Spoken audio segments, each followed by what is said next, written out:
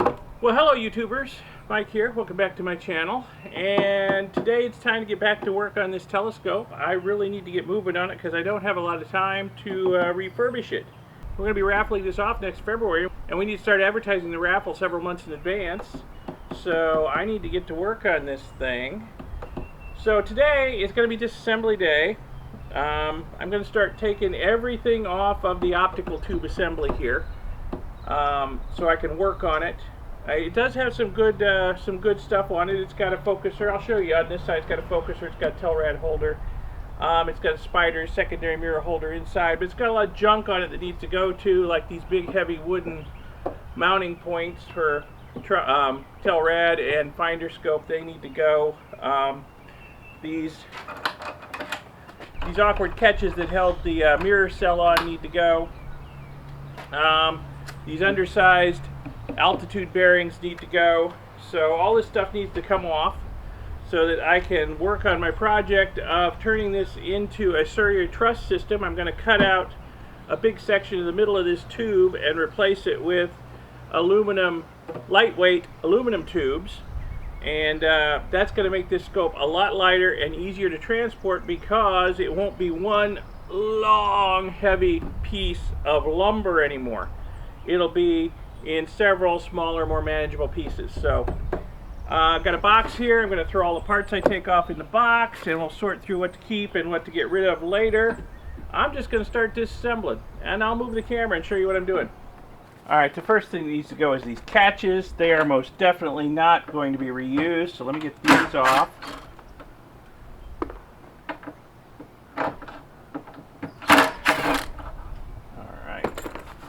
And I am working on a couple of towels I have on my little platform here that I've set up with some sawhorses and a piece of plywood, just because, you know, the outside of the tube is going to have to be refinished before I'm done, but I don't want to add any unnecessary scratches or gouges to it if I can avoid it while I'm working on it. So I will keep it on a soft surface while I'm working, just to make my life a little easier when it comes to refinishing.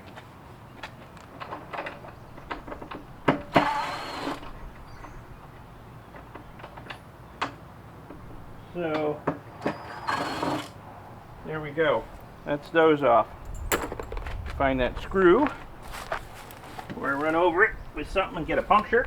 Okay, so there's that. Let me look up inside the tube. I want to take off these undersized altitude bearings as well. And up inside the tube I can see that there are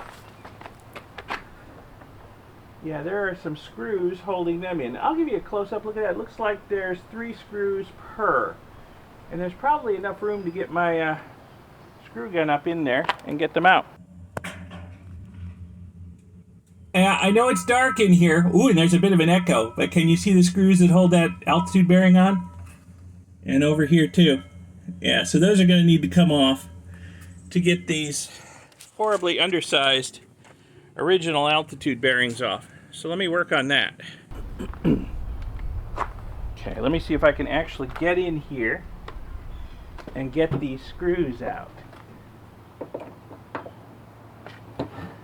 This is a job where you might want to send a kid in if you got one. Got one handy.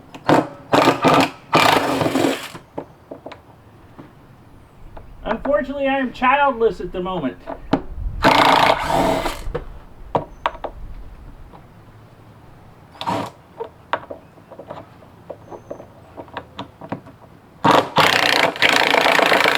Aha! Aha! We got it. Looks like they use drywall screws for holding those on. They are, hey, it's not drywall screws, they are proper wood screws. Okay, these look like drywall screws. Alright, so there's one.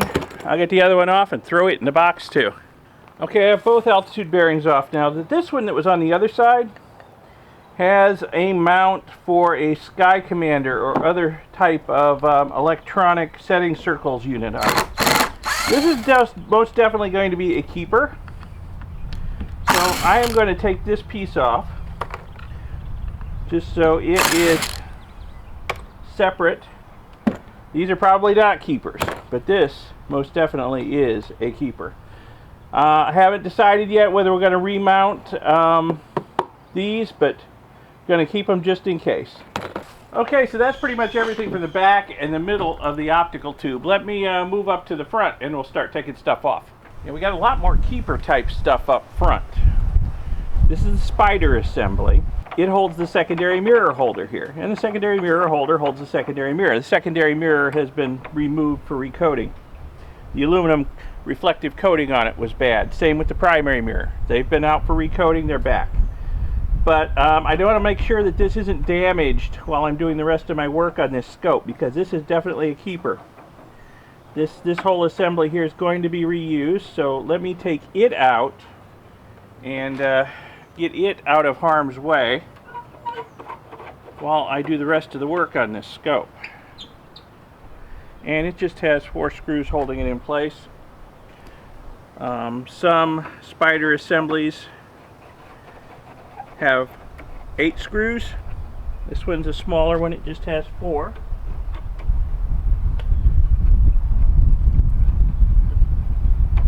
This scope does not have an especially large secondary mirror, large and heavy secondary mirror, so it doesn't need an especially stiff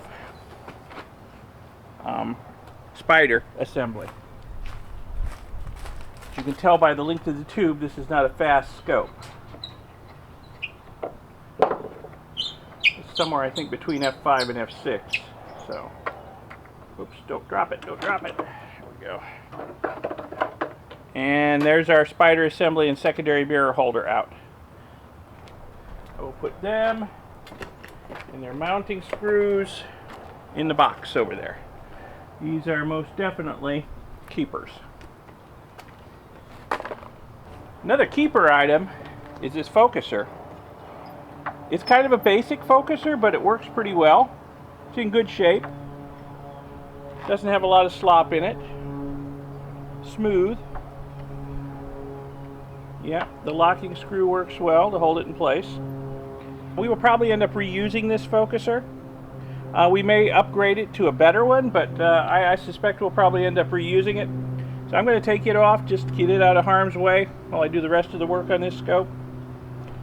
And I brought both my metric and imperial Allen key set, because no matter which one I brought, I knew I would need the other one, so I brought them both. So this has some Allen key head screws and some nuts on the back that hold it in place. So this is just gonna come off like so, and of course these screws too are keepers. I will put them back in. In fact, I should have done that with the spider. I will put them back in this focuser so they don't get lost. And then while I'm thinking about it, I will go over there and I will put the screws that I took out of the spider back in it so they don't get lost, misplaced, whatever. Let me get the rest of these screws out first.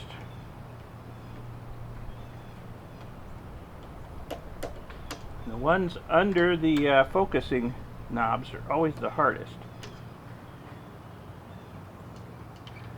I could take the focusing knobs off, but you know, that just adds an extra layer of difficulty to things in reassembly here. Let me see if I can get it off without doing that.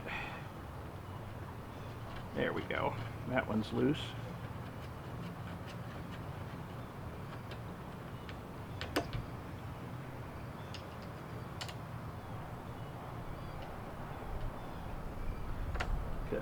These screws holding the focuser on are imperial, but I wouldn't be surprised if the ones holding the knobs on are metric.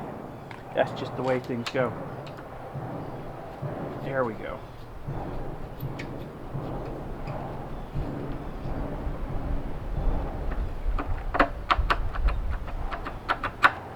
Yeah, there's our focuser. Okay, let me put the screws back in it while I'm thinking about it. And then we will continue with the disassembly. Now with the spider out of the way, I can get up in here and get the screws out that are holding these big chunks of lumber in place that they use as mounting points for accessories. They are just outrageously big and heavy. and they are not going to be reused.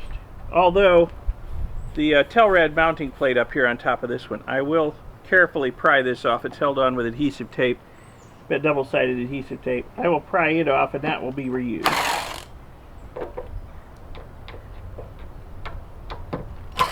Pardon my bald head. Don't laugh, you'll get there one day yourself. Alright, here we go. There's one off. That's just way too big, heavy. That's, I'm thinking they must have needed some weight up front.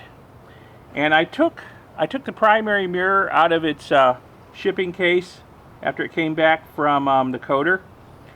And I weighed it just to try and get some idea of how I'm going to balance this beast after I modify it. That mirror is a full thickness Pyrex mirror, 12.5 inches in diameter.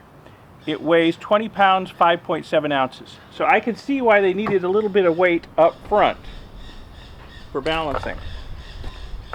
I'm going to simply adjust the balance by moving the bearings further back towards the primary mirror.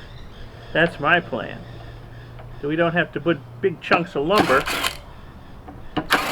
or anything else up on the front of the scope to get it to balance.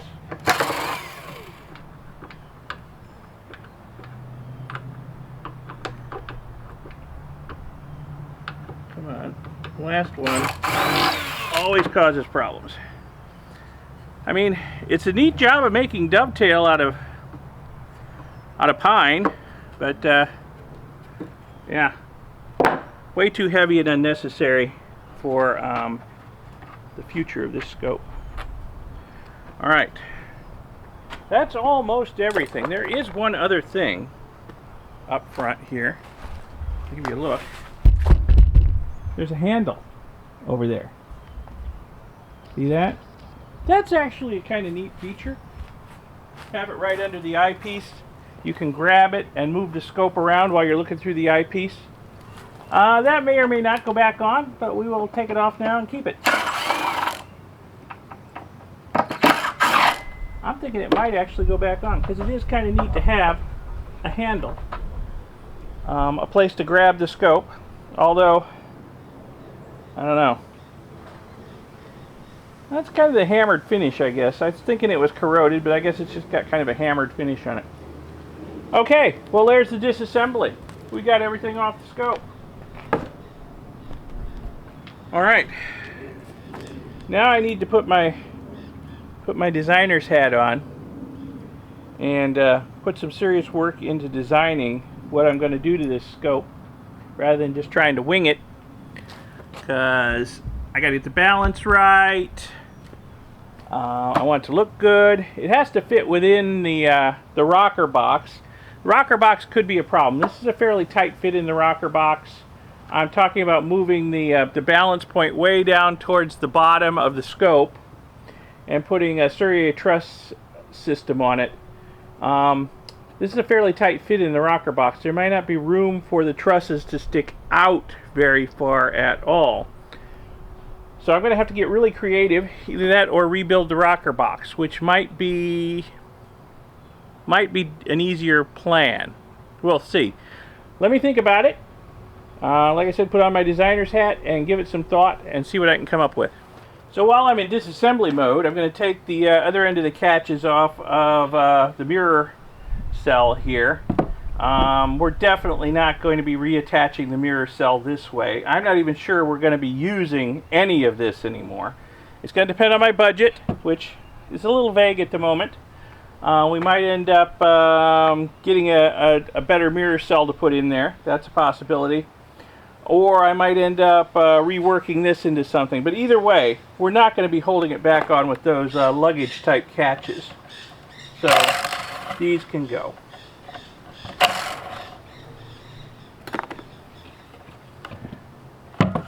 Yeah, these can go.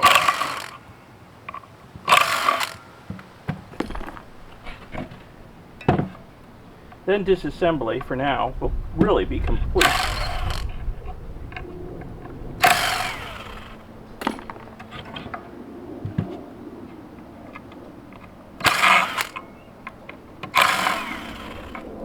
Okay. All right.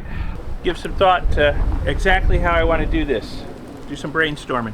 So let me give you a look at my design dilemma with this telescope. So the outside diameter of this tube, where it goes into the rocker box here, is 14 3/4 inches. The inside diameter of the rocker box is about 15 1/2. So I've got about 3/4 of an inch to play with. So if I go with a truss design like I was planning, I'll have to ensure that my trusses, represented here by this piece of PVC pipe, do not stick out beyond about 1/4 of an inch on either side in the area where they're going to sit down in the rocker box. Okay? So that's going to be a bit of a dilemma. But I think I can work it. I think I can make it work.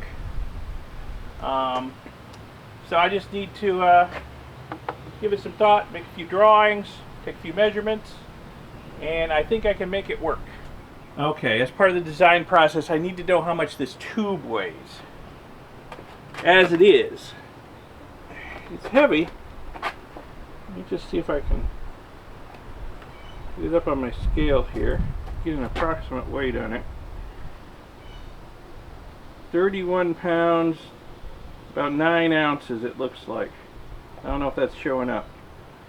31 pounds, 9 ounces. Yeah, it's heavy. But knowing the length of this now, I know how much it weighs per foot.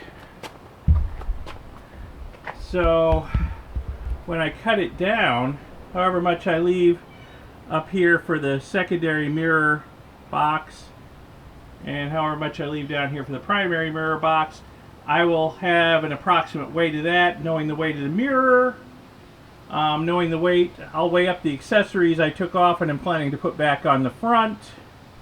Whatever I do with the mirror cell, I can weigh that up.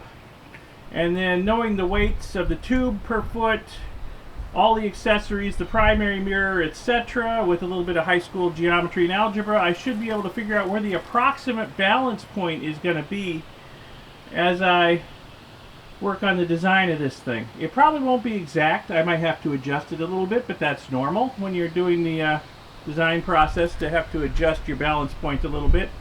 But I just need it to be approximate, so everything's going to fit right. Okay, 31 pounds, 9 ounces. Okay, doing a little bit of math, knowing that the tube is 68 inches long, that comes out to just shy of 8 ounces per inch of tube. Okay, 7.42 ounces. 7.43, we'll round it up. Okay. And I don't need to take notes because I'm making video. I can just review the video if I forget what these numbers are. Okay. Let me put my designer's hat on and see what I can come up with.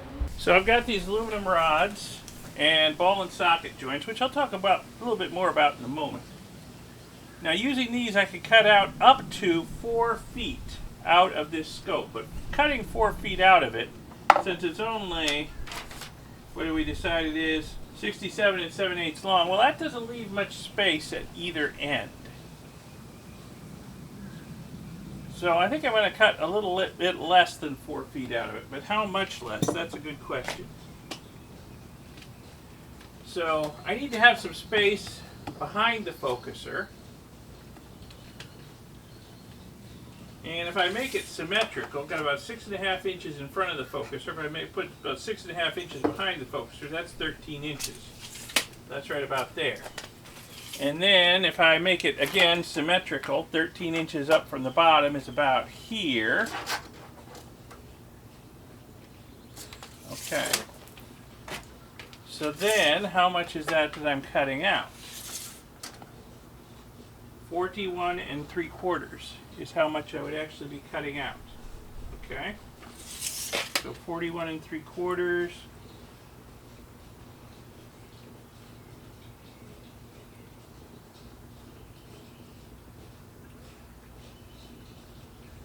Leaves me 13 inches on either end. Okay. So that's probably doable. Okay. Now, one thing I need to be mindful of is I'm going to be modifying this mirror cell so it sits inside the tube instead of plugging onto the back of the tube like it did before. I want it to sit inside, so I'm going to move it inside, just inside the tube. So that's 3/4 inches. It's got to go inside the tube. So that's going to move this plate, which is where the back of the mirror sits, forward by 3/4 of an inch. But I have to maintain the same distance between the focuser hole, the center of the focuser hole, and the back of the mirror that we have now. So this is about 2 inches high, okay? And we've got 61.5 inches from the back of the tube to the center of the focuser hole. So, taking into account the 2 inches that's high, that means that it's actually 59.5 inches from here to the center of the focuser hole. I need to maintain that 59 inches no matter what I do, all right? So, I'm thinking about cutting out 41 3/4 of the tube here in the middle. Well, I need to actually lengthen the tube by 3/4 of an inch to make up for putting this inside the tube. Yeah, I actually have to make this long tube longer. So, what I really need to do is cut out 41 inches instead of 41 3/4. So if I only cut out 41 inches, that will lengthen the tube by 3/4 of an inch. So the only question I have is what to do with that extra 3/4 of an inch. Do I want to divide it up equally between the top and the bottom? Or do I want to put it like all on one side or the other? I'll give that some thought. I might want to lengthen the primary mirror box a little bit, just to make sure we've got room for the side bearings. The old bearing sat here, but I'm thinking the new balance point is going to be quite a bit lower after I cut all this wood out of the middle here and get rid of all that extra weight that was tacked on the top up there. The balance point should move quite a ways back. Okay, let me think about that. But this is coming together. So as for this mirror cell, we're going to address its deficiencies. It had several. No ventilation was one.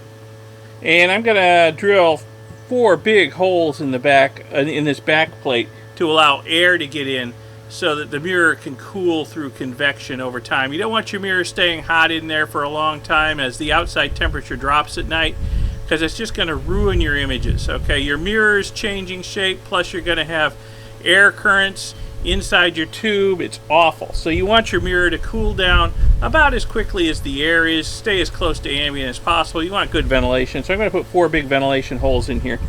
I'm also going to cut off a 1/2 inch all the way around this plate, because this plate was originally clamped on the back of the telescope tube, flush with the back of it.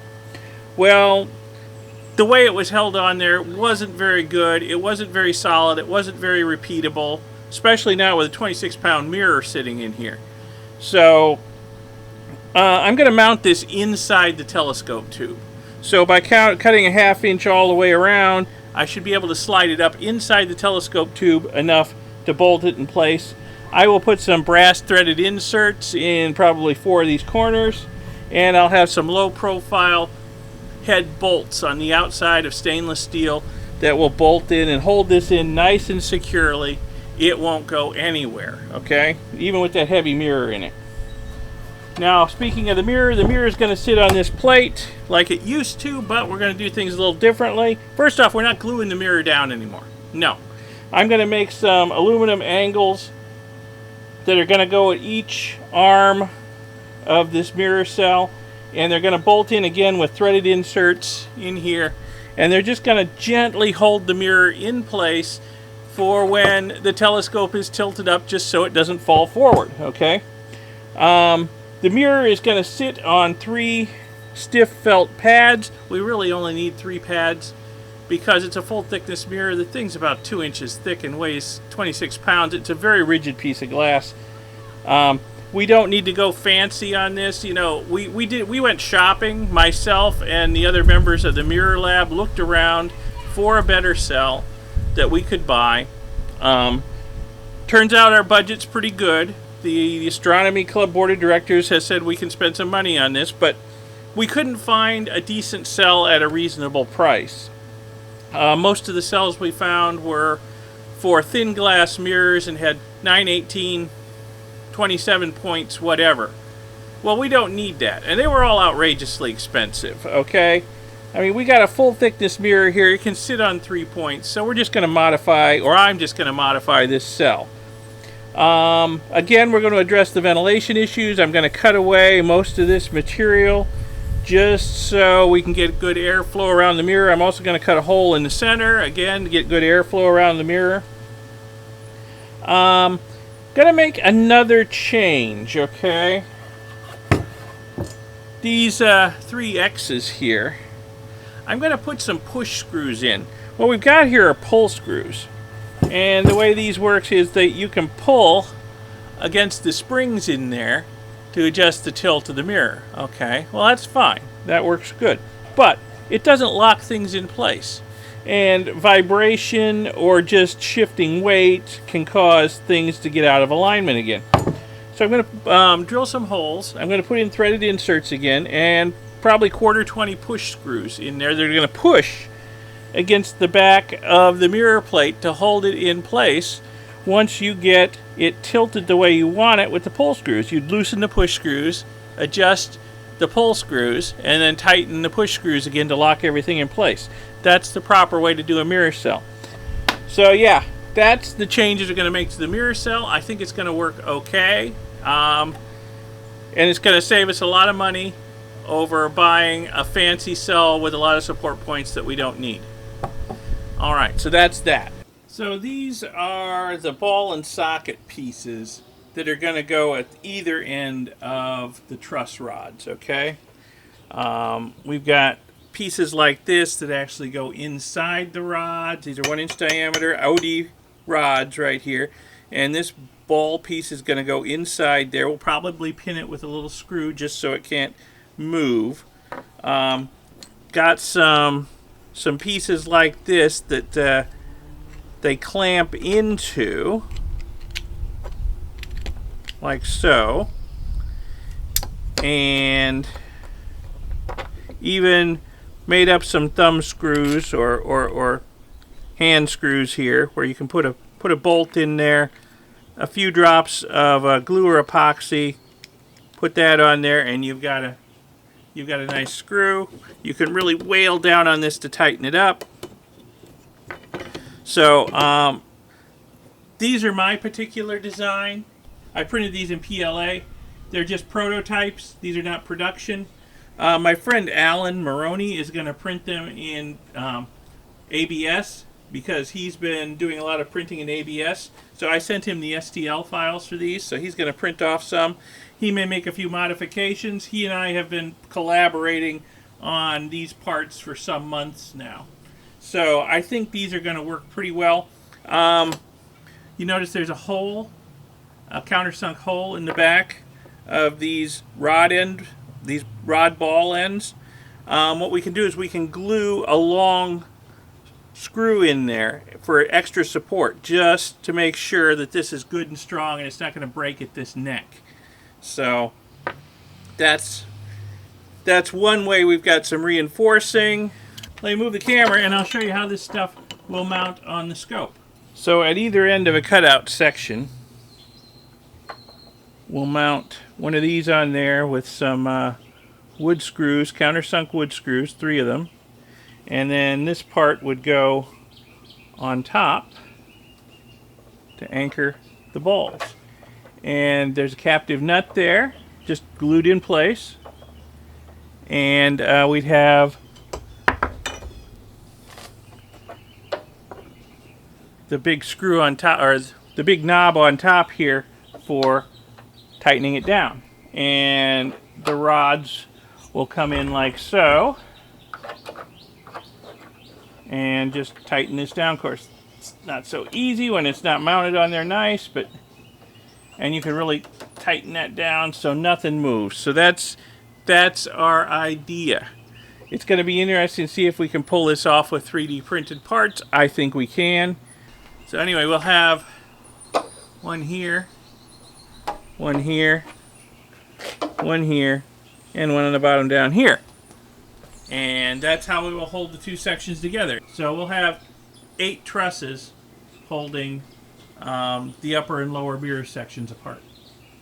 So we'll see how it goes. I think with all the wood cut out of the middle of this tube, it's going to be a lot lighter. And I think that these plastic parts, especially printed in ABF and reinforced with some long steel bolts, I think are going to be strong enough to work with this telescope. I guess we'll find out.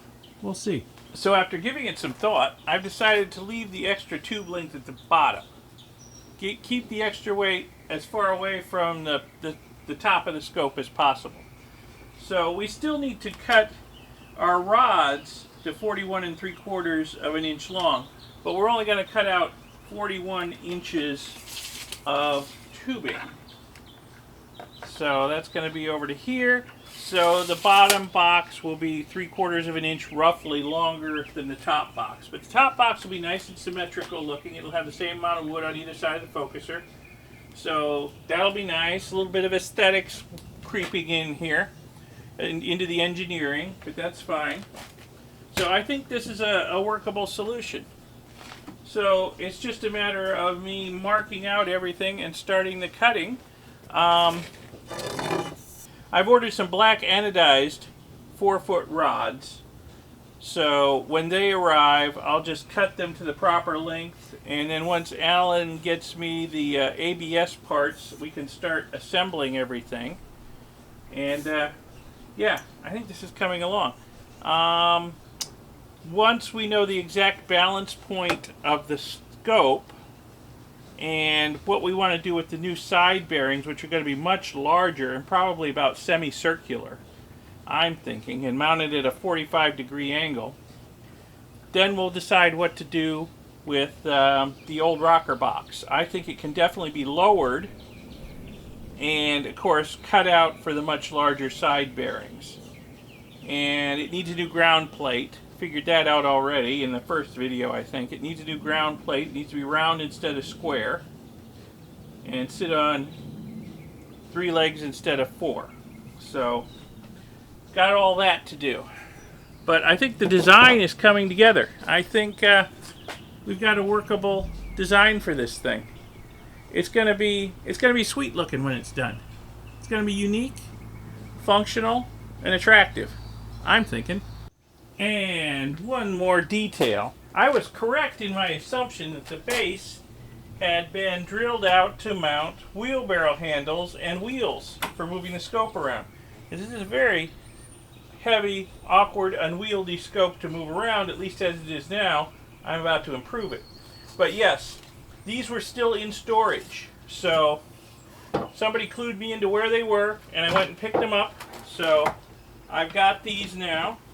And I've got the bolts here that held them in place.